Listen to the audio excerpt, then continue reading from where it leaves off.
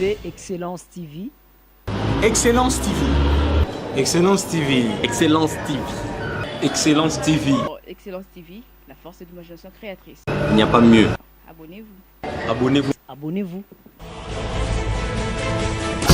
Merci d'être branché sur Canal Congo Télévision. Bienvenue à l'émission Jeunes et Vision. Aujourd'hui, bien sûr, comme toujours, on est là, nous recevons la jeunesse pour que nous puissions décrypter la situation de la République démocratique du Congo. Mais pour aujourd'hui, il faut déjà savoir que nous allons faire le débriefing, bien sûr, de la qualité de l'éducation en République démocratique du Congo. Là, nous vous annonçons déjà que, comme invité, nous avons Monsieur Patrick Balelo. C'est avec lui que nous allons devoir nous jeter à l'eau dans le cadre de cet exercice. Il est auteur et chercheur dans le domaine de sciences de l'éducation. Monsieur Patrick, bonjour. Bonjour, Monsieur Bruce. Voilà, bien sûr, par rapport aux différentes qualités, comme je venais de vous présenter tout à l'heure, s'il faut parler de votre champ d'action, en tant que chercheur et auteur, c'est quoi votre champ d'action? Mon champ d'action, c'est, en tant que chercheur et auteur, c'est dans le domaine des sciences de l'éducation. Au fait, en réalité, je suis un plasticien de formation, mais j'avais eu à comprendre par rapport à un schéma que je travaillais, une démarche artistique, que notre pays ne peut se développer qu'en changeant les types de mentalité de notre population. Et par rapport à cette démarche, cela m'avait poussé à mener des enquêtes sur le secteur de l'éducation. Et j'ai eu à comprendre que l'état de notre pays actuel, toute cette irresponsabilité, cette anomalie, toutes ces anomalies énormes que nous vivons dans tout le secteur de la vie, c'est pas un fruit du hasard, c'est au fait la mauvaise programmation, donc la mauvaise éducation qu'a reçue les Congolais en général et les Africains noirs, les Congolais en particulier et les Africains noirs en général, en fait. Donc la situation de l'Afrique n'est pas un fait du hasard. Mais concrètement déjà, en fait, c'est quoi l'apport de vos recherches dans notre société? Je parle de la République démocratique du Congo, bien sûr. Oui, l'apport de mes recherches, c'est la mise en place un plan censé révolutionner notre système éducatif. Parce que j'avais eu à comprendre que il n'est plus... Parce que tout le monde constate que ça ne va pas dans l'éducation. Je ne parle pas de l'enseignement, mais je parle de l'éducation en globalité, dont l'enseignement fait partie.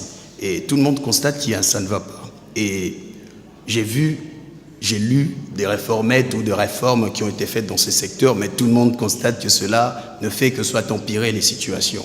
Donc, par rapport à cela, j'avais eu à engager mon temps pour mettre en place un plan de la révolution de ces systèmes qui, en réalité, devrait simplement qu'être appliqué pour que nous constatons les effets. Ouais. Mais Patrick Balelo, vous êtes aussi auteur. Parlez-nous un peu de vos œuvres. Mes œuvres, je suis un plasticien avant tout. Et en tant que chercheur dans le domaine de sciences de l'éducation, je suis auteur d'une lettre ouverte que j'avais adressée aux intellectuels subsahariens de la zone dite francophone en 2015. Et finalement, je suis auteur du plan de la révolution des systèmes éducatifs en Afrique subsaharienne dite francophone. Patrick Balelo, est-ce qu'un intellectuel est censé être en phase avec les exigences de sa société en ce qui concerne son apparence? Moi, je pense que ce sont des questions un petit peu trop, pas assez profondes. Parce que dans le monde des vrais intellectuels, ce qui importe le plus, ce sont les idées, au fait. C'est ce que quelqu'un apporte de nouveau.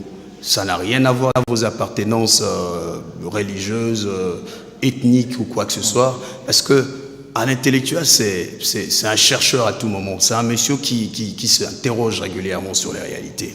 C'est quelqu'un, quand il ne comprend pas quelque chose, cela devait plutôt lui pousser à s'interroger. Donc, s'il devait s'arrêter sur les superficialités ou la couverture des livres, ce n'est pas important. Parce que vous savez, par exemple, il y a un adage en anglais qui dit « Don't judge a book by its cover ». Ne jamais juger un livre par sa couverture. Il y a de ces livres dont les couvertures pourraient vous décevoir lorsque vous lisez les profondeurs.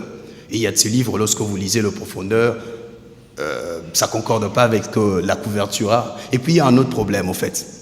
Cette question d'apparence, c'est plus lié à notre façon de voir le monde, au fait. On nous a quadrillés sur une manière de voir les gens et cette manière, en réalité, n'est pas la bonne. Parce que qu'est-ce qui se passe? Vous êtes malade. Le docteur vient vous soigner. Et vous passez votre temps à regarder ce docteur, mais est-ce qu'il a l'aspect du médecin que je devais avoir régulièrement ou quoi que ce soit? Bien sûr, ça peut jouer sur la psychologie, mais à un état critique, à un moment, on s'en fout, pourvu qu'il nous apporte la solution. Je veux par exemple vous raconter l'histoire durant la Deuxième Guerre mondiale. Vous savez, les Américains chassaient les nazis, ça vous le savez. Mais je vais vous informer que tous les savants nazis qui ont travaillé par exemple sur les missiles V2 lancés en Grande-Bretagne et tous ces autres chercheurs, vous savez ce qui s'est fait? Eh bien, les Américains les ont pris pour aller continuer le projet, qui ont mis en place des fusées aux États-Unis. Les savants, par exemple, qui ont mis en place cette histoire de la bombe atomique, les Little Boy et le Fat Boy. Robert Oppenheimer, par exemple. Savez-vous que c'est fut un communiste? Les États-Unis, c'est un pays capitaliste. Il a été plusieurs fois arrêté durant sa jeunesse pour ça, mais on s'en fout, pourvu qu'il apporte la solution. Moi, je me dis, à un moment, les gens devaient apprendre à s'en foutre de la couleur du chat, pourvu qu'il attrape de souris. Et ça n'a pas de sens quand on vous montre la lune, vous passez votre temps à regarder le doigt. Donc les gens devaient grandir. C'est tellement bien dit. Patrick Balélo, l'école, c'est quand même un monde de socialisation. Est-ce que vous pensez vraiment qu'à l'école, on est censé prêcher l'acceptation de l'autre dans sa différence? Absolument. Parce que l'école, c'est quoi? L'école, c'est une forme de moule, au fait, où on moule les individus qui devaient concorder au type de la société dont il est censé vivre. Dans l'école, il y a une des valeurs qu'on devait apprendre, le savoir-vivre, le respect de la différence de l'autre. On appelle ça comment? Il y a un terme là approprié pour ça. L'altérité? Non, il y a un terme spécifique. Le respect de la différence, la tolérance. Les gens devaient apprendre à être tolérants à l'école. C'est pas parce que vous êtes différent de moi que je n'ai rien à apprendre à vous. Là, c'est une forme de stupidité que je ne saurais décrire, en fait. Si notre école ou une école n'est pas en mesure de transmettre ces valeurs de tolérance et comme ça, je pense que cette école devait être abolie. Et ça semble être notre cas. Parce qu'ici, au Congo, ce que j'ai constaté, les gens passent plus de temps sur le superficiel que sur les questions en profondeur. Et qu'est-ce qui se passe? Les gens s'efforcent à soigner plus l'apparence plutôt que leur vrai fond. Et vous vous rendez compte, vous recevez trop souvent sur vos plateaux des escrocs, mais qui viennent en cravate et qui semblent être plus crédibles que ceux qui apportent de vraies idées, au fait. Et cela devait changer. On doit être comme dans le monde anglophone où on s'en fout. On s'en fout de ce que tu es. L'essentiel est que tu apportes la solution. Le monde francophone, c'est trop superficiel, selon moi. Voilà, Patrick Balélo, quand vous regardez le monde politique congolais, à tout moment, il y a des chassés croisés. Je parle comme ça des acteurs politiques de la majorité et de l'opposition. Vous regardez en fait, le monde religieux, il y a des fois des bêtises qui se font. En fait, il y a vraiment de la bouillabaisse. En ce qui vous concerne, est-ce que vous pensez vraiment que l'école congolaise prêche le savoir-être ou encore le savoir-vivre ensemble? Mais en voyant ces types d'individus que vous faites passer sur vos plateaux, ces pasteurs, ces politiciens et tous ces autres individus, mais c'est le fruit de cette école dont je suis en train de réclamer le changement, parce que c'est le rôle de l'école, en fait. C'est le rôle de l'école de former des individus corrects. Et quand vous avez des gens qui se comportent bizarrement, cela démontre à suffisance que l'école a totalement failli pour sa mission. Parce que c'est ça son rôle. C'est comme si un sel qui est censé donner un goût, et ça ne donne aucun goût. C'est plus le sel, c'est autre chose, changer le nom. Et c'est le cas de notre école. En voyant notre société, ça démontre à suffisance le degré d'abrutissement ou les degrés d'inutilité de cette école. Parce que c'est quoi? L'école, c'est pas censé donner de diplôme. Les diplômes sont des présomptions d'intelligence. Les diplômes nous démontrent que vous êtes en mesure de faire tel ou tel autre rôle. Mais les diplômes ne disent pas que vous êtes en mesure pratiquement de le faire. Ça donne une présomption. Mais est-ce que dans le fait, ces gens sont en mesure de faire ce que leur diplôme nous démontre? En réalité, non, c'est faux. En fait, c'est faux. Cette école doit changer de fond en comble.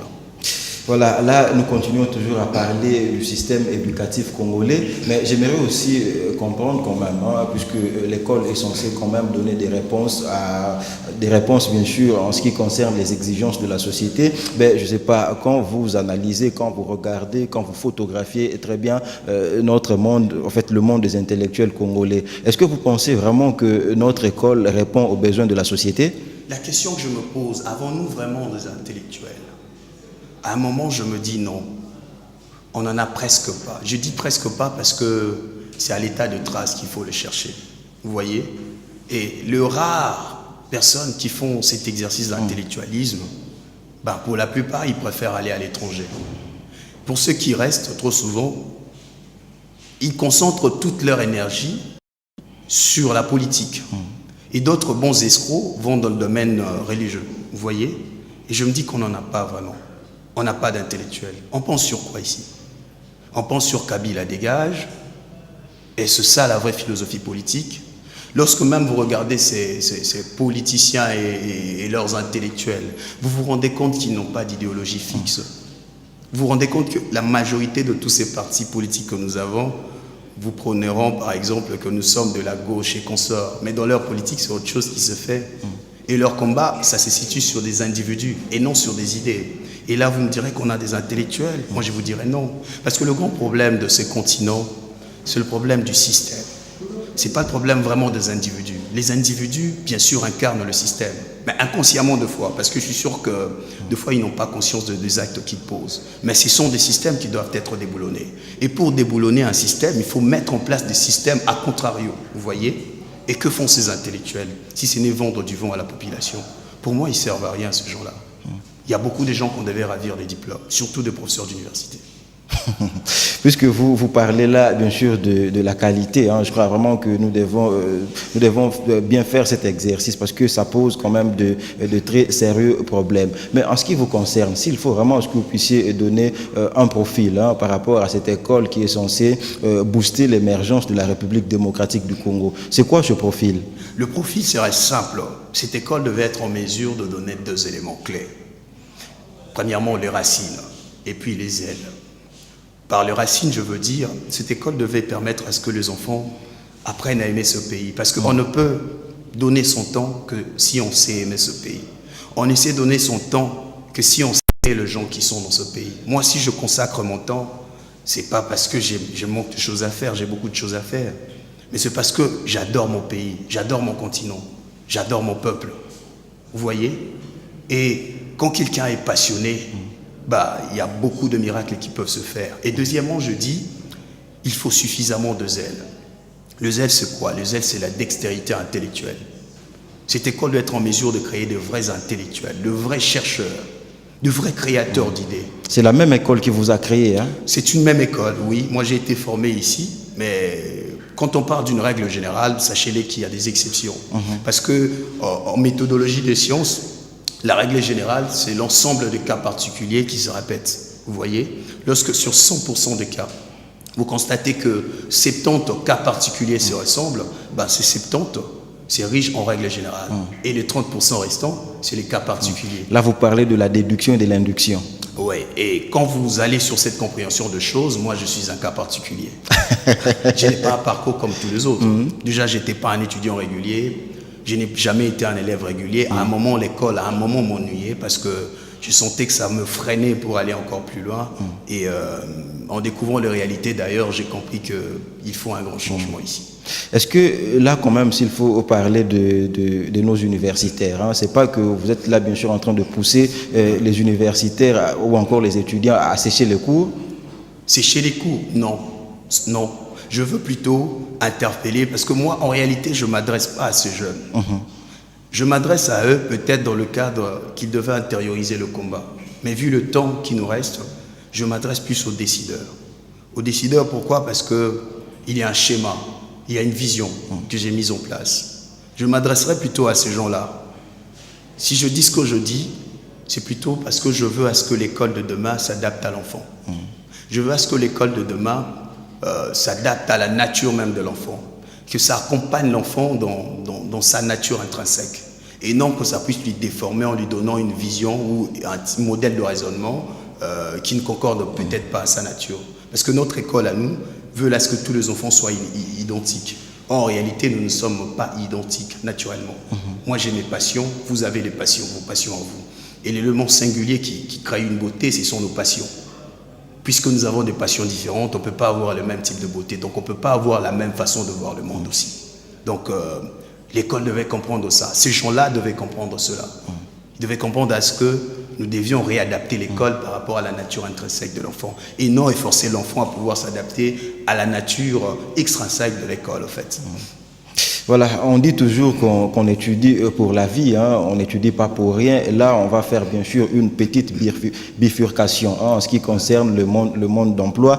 J'aimerais quand même comprendre, hein, s'il faut vraiment que nous puissions nous mettre à analyser le monde du travail en République démocratique du Congo. Est-ce que l'emploi obéit vraiment à des normes scientifiques? Nous sommes bien sûr en RDC. Si l'emploi obéit à des normes scientifiques, par normes scientifiques, vous voulez dire quoi? Je voulais simplement dire par là que, au fait, la rémunération doit suivre. Il y a, par exemple, les cas des ergonomes, hein, qui sont censés étudier le fonctionnement de l'emploi. Est-ce que vous pensez vraiment que l'employeur et l'employé, les deux sont conscients des exigences du monde du travail? Ici, les gens sont ignorants parce que l'école ne les a pas formés à pouvoir aller dans les profondeurs. L'école les a formés à rester dans le superficiel.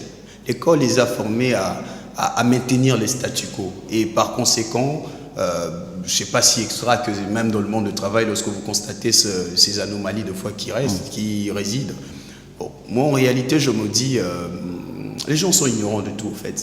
C'est pas de leur faute, à un moment, c'est la faute de l'école et puis de l'État qui fait perpétuer ce système. Mais vous êtes là, vous êtes à la fois auteur, en même temps chercheur. Qu'est-ce que vous faites quand même pour conscientiser les Congolais à adhérer à votre logique? Mais c'est ce que nous sommes en train de faire. J'aurais pu rester dans mon coin avec mon idée et évoluer avec en mon coin, mais ça n'a pas de sens. Vous le faites parce qu'un vrai chercheur, lorsque vous réalisez vos recherches, la seconde étape, c'est la publication pour permettre à ce que le public puisse en avoir accès. Mais il y a de magazines spécialisés pour ça ailleurs, en fait. Et chez nous, ça n'existe pas. Vous voyez? Moi, je ne m'adresse pas aux Européens, je m'adresse aux Congolais. Et ici, les rares revues que nous avons, c'est quoi? Ce sont des journaux politiques. Et ces journaux, vous savez ce qui se fait. Pour publier quelque chose, quand ça vient d'ailleurs, il faut ces histoires de coupage, vous voyez? Avec des articles qui se ressemblent. Avec des articles qui se ressemblent. Pourquoi? Parce qu'ils sont payés par tel ou tel parti politique. Ils sont de telle ou telle obédience, vous voyez?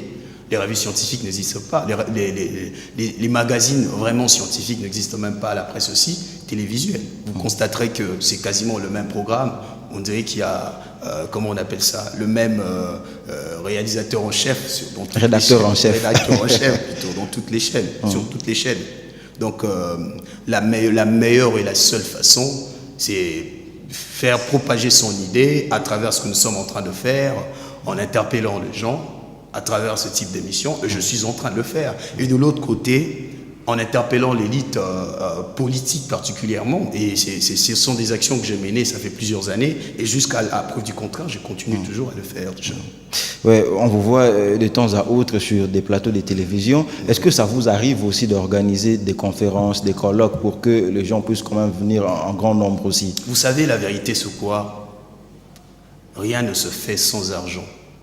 Et pour réaliser les campagnes aussi énormes comme ça demande de coûts, vous voyez. Et pour l'instant, ce que moi je peux offrir, c'est mon savoir. Et le reste, c'est aux autres, en fait. Parce que qu'est-ce qui se passe dans d'autres sociétés où les gens sont relativement conscients? Quand ils se rendent compte qu'il y a des belles initiatives, qu'est-ce qui se fait? Ils y soutiennent, ils y adhèrent, vous voyez. Mais ici au Congo, l'auteur est censé être lui-même au four et au même moment au moulin. Il doit faire ceci, il doit faire cela. Moi, ce que je fais, dans mon plan, tout cela était prévu, vous voyez. Mais avec le moyen peut-être que j'ai pu mettre en place, je n'ai pas pu le réaliser. Il me fallait de soutien. Mais quand je cherchais de soutien, tout ce que je retrouvais ici, c'est Ecosimba un jour. Courage. Courage, vous voyez.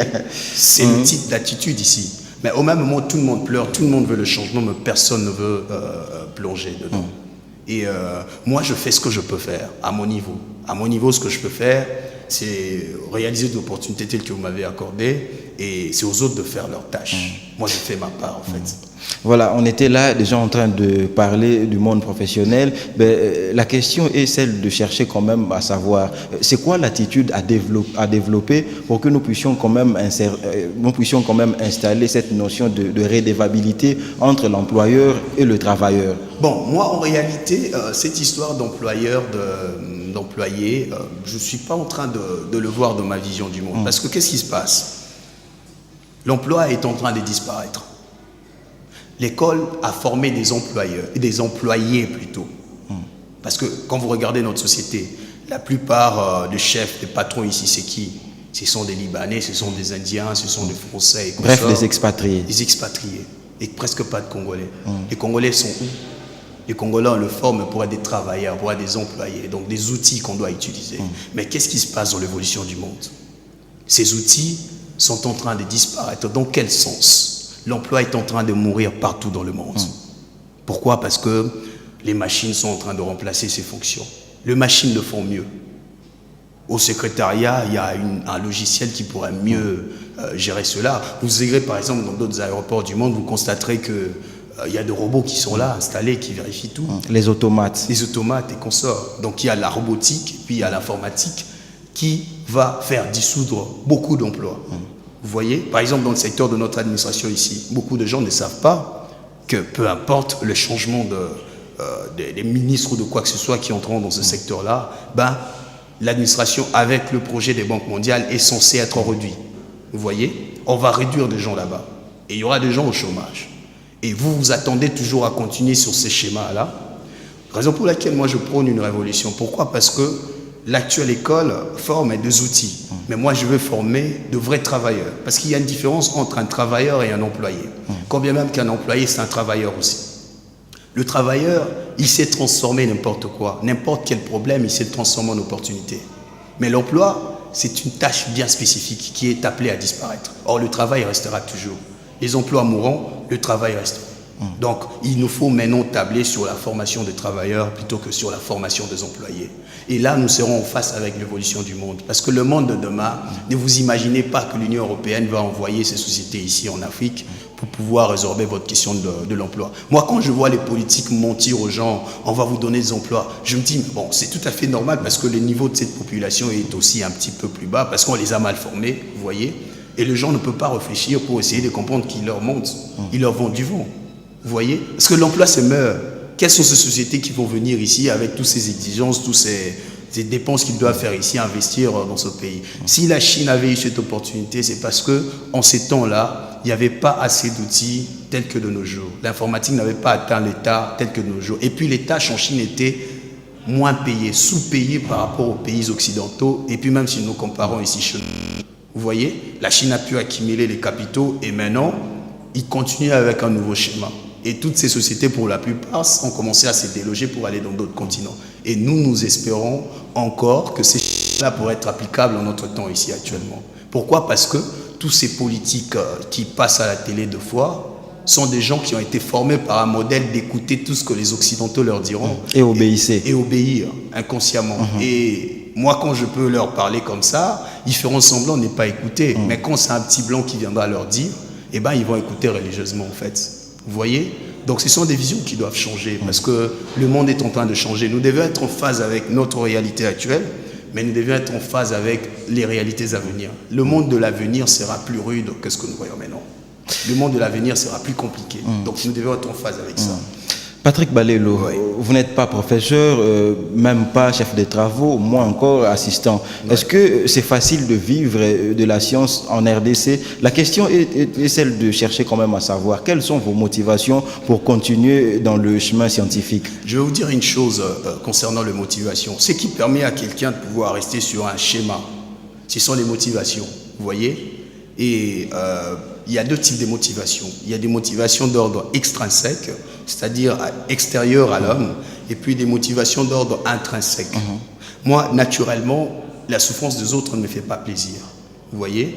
Et c'est pas intéressant de vivre sa petite vie d'homme au moment où la grande majorité de la population passe des siècles et des siècles de souffrance sans que quelqu'un puisse faire quelque chose pour que ça change. Moi, je ne fais pas partie de ceux qui passent leur temps à réclamer le ça ne va pas. Moi, je suis de ceux qui, quand ils constatent que ça ne va pas, ils réclament et puis ils proposent à contrario, en fait. Vous voyez? Et par rapport à la vie ici, c'est pas facile.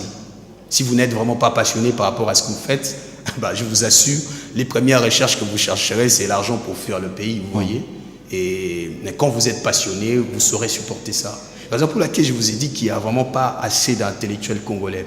Parce que le rôle d'un vrai intellectuel congolais, peu importe les difficultés de la vie ou peu importe les difficultés de la société, le monsieur doit continuer à défendre les valeurs. Un intellectuel, c'est un protecteur de valeurs. Un intellectuel, c'est un gardien d'une société, vous voyez?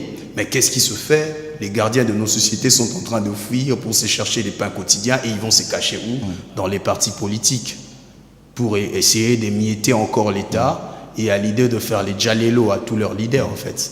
Donc, ça doit changer.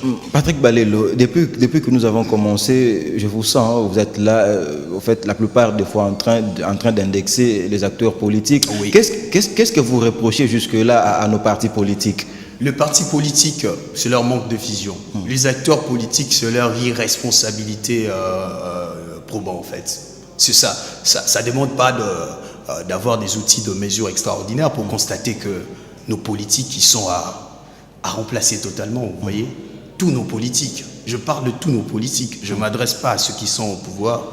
Je me dis ceux qui sont au pouvoir et même ceux qui sont à l'opposition et même ceux qui prétendent adhérer au pouvoir, en fait. Cela veut dire, je le tiens en responsable. Pourquoi? Parce que ce sont eux qui sont censés être les visionnaires pour ce pays. Ce sont eux qui sont censés être les gens qui devaient être parents. Mais ce sont des parents qui délaissent les enfants. Vous voyez?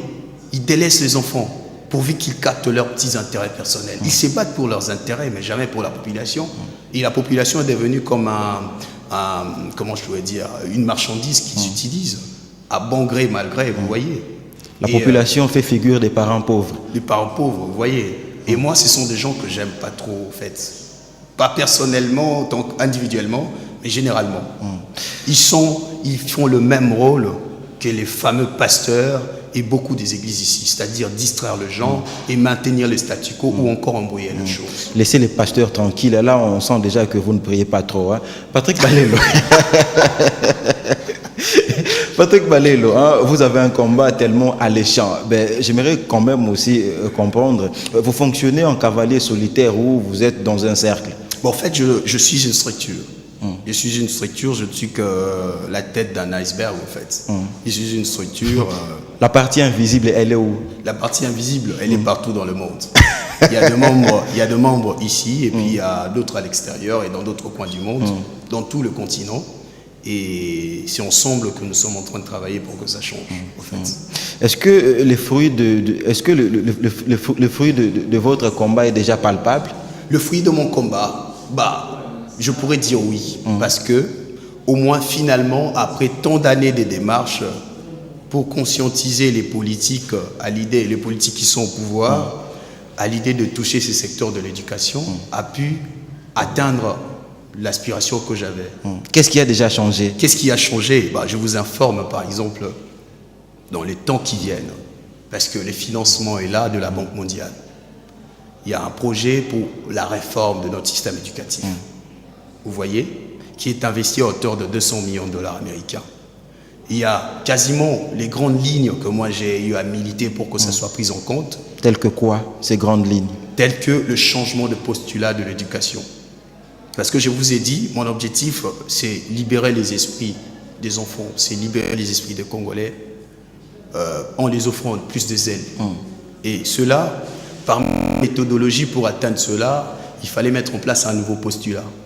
Moi, j'ai mis en place le postulat de la créativité, de l'innovation et de l'entrepreneuriat. Et avec les réformes qui vont être mises en place, ils ont aussi tablé sur la vision de l'entrepreneuriat. Peut-être pas de l'innovation, mais de l'entrepreneuriat. Mais dans l'entrepreneuriat, il y a de l'innovation. Parce qu'un vrai entrepreneur, c'est un innovateur. Ils ont tablé sur ça. Ils ont compris assez que, comme ce que je militais avant, sur le changement des cycles de l'éducation, dans son aspect intérieur. Parce que j'avais constaté que le cycle tel que le primaire, le secondaire et les humanités, au niveau des études pré-universitaires, ça ne répondait à rien du tout. Il nous fallait le changer. Moi, j'avais proposé un plan et je me suis rendu compte qu'il y a un plan relativement similaire à ce que j'ai proposé. Dans ce sens-là.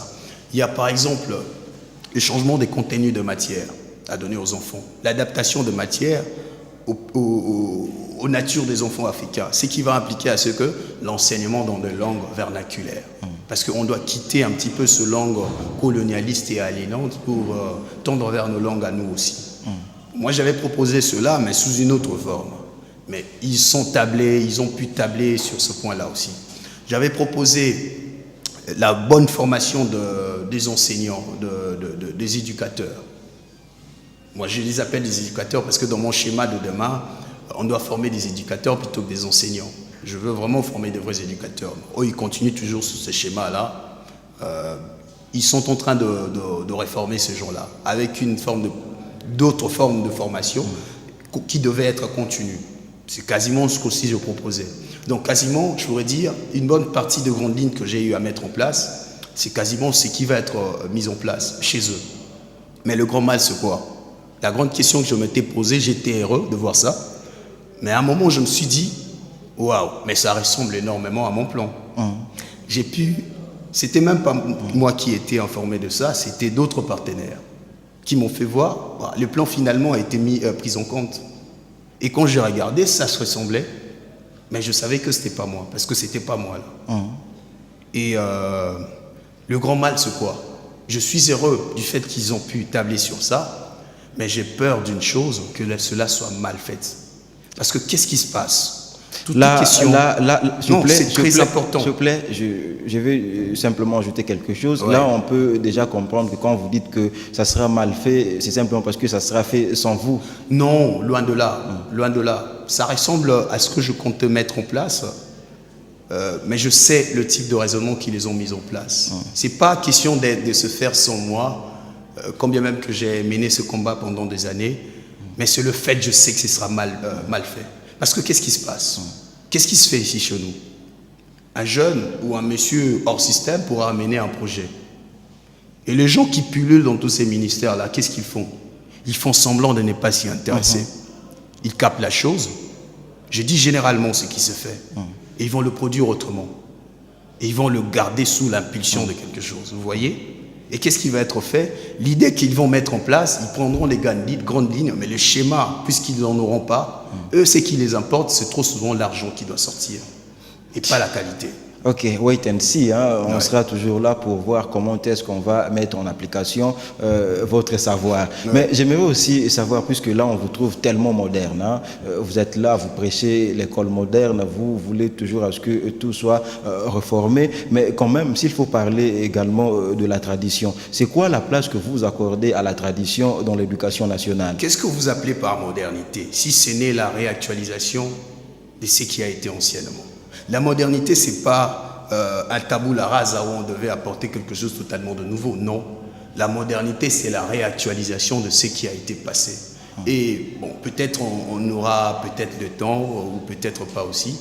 Si vous avez eu à bien comprendre mon système dans le fond, et ben ces systèmes que moi je compte mettre en place, que je qualifie de révolutionnaire, c'est un système qui s'est imprégné de beaucoup de ce qui a été à l'époque impériale de l'Afrique, c'est-à-dire avant les années 1500, à l'arrivée des barbares occidentaux qui sont venus, avant leur arrivée ou avant... Pas des mots trop forts, hein? Pardon? Pas non, mais c'est ça, c'est le qualificatif qu'il faut leur donner. Ils ont apporté le désordre ici chez nous.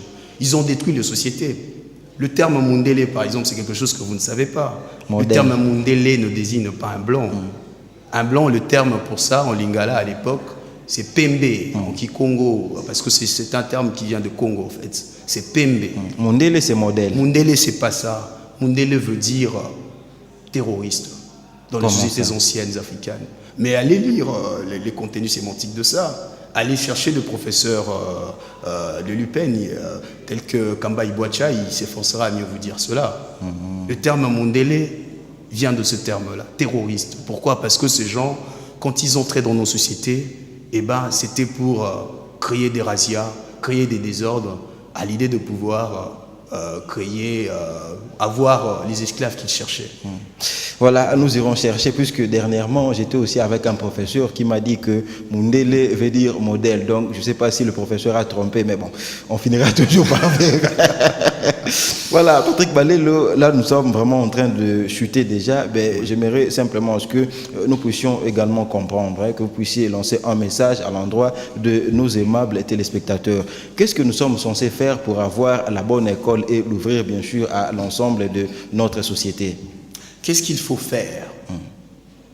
Qu'est-ce que la population peut faire si ce n'est mettre la pression? Mais comment ils se remettent la pression? Parce qu'on les a formés à vivre dans l'individualisme. Chacun se bat pour ses petits intérêts. Chacun cherche son petit pain quotidien. Il n'y a pas l'abnégation. Hein? Pardon? Il n'y a pas l'abnégation. Ça n'existe pas. Et vous le savez. Chacun se force à chercher son petit coin. Et à cette population, je leur dirais simplement de devenir conscients. Parce que qu'est-ce qui se passe? En cherchant nos petits intérêts, eh ben, nous sommes en train de détruire notre intérêt commun. Nous sommes en train d'essuyer la planche sur laquelle nous sommes tous assis, en cherchant nos petits intérêts. Nous n'avons que ce continent, c'est tout ce que je leur dirais. Nous n'avons que ce pays. Nous sommes des Africains noirs. On ne peut pas changer ça. Et par conséquent, nous devions apprendre à nous aimer comme des frères, ou bien nous allons disparaître comme des idiots. Voilà, c'était comme ça votre dernier message pour aujourd'hui. Ben, je crois quand même que très prochainement ou encore dès que vous serez à la maison, comme vous n'aimez pas trop la prière, vous allez commencer à prier. Les choses ne changeront pas par la prière, mon frère. Ça changera par les actions. Ça changera par le travail. On vous fait endormir avec vos prières depuis que vous avez commencé à prier. Qu'est-ce qui a changé? Rien du tout. La vraie prière, c'est aimer celui que vous voyez. Et moi, ce que je suis en train de poser comme action, c'est aimer ce que je vois. C'est aimer les gens qui ne me connaissent même pas. Peut-être qu'ils ne m'accepteront jamais. Je n'ai même pas besoin qu'ils m'acceptent. Mais j'ai besoin de les aider de pouvoir se retrouver demain. Je pense que c'est mieux que vous parlez des histoires fumeuses qui ne changeront rien. Et puis cet évangile que vous me parlez, l'évangile de l'argent qu'ils viennent vendre ici chez vous, là, l'évangile de Dieu qui est banco foot, quand vous introduisez 10 000 francs, vous allez récolter 100 000. Ah, c'est pas ce que moi je sais en fait. Voilà, je prie à ma manière. C'est vraiment terminé pour aujourd'hui. Je salue simplement mon pasteur. Dimanche, je serai à l'église. Donc, écoutez quoi. Non, et puis, non, c'est mais non, ma bonza. Et ça, c'est votre problème. C'est votre problème. Voilà, nous remercions comme ça Patrick Balelo. Merci. C'était un plaisir pour nous. C'est plutôt moi qui vous remercie.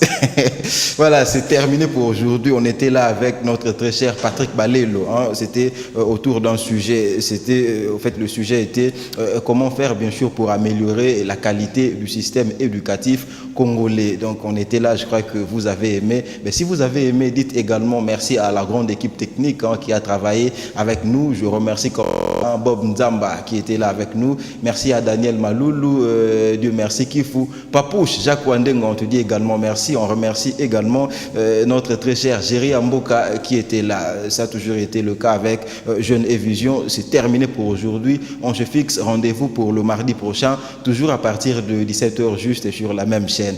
Portez-vous bien et restez-nous fidèles. Bye.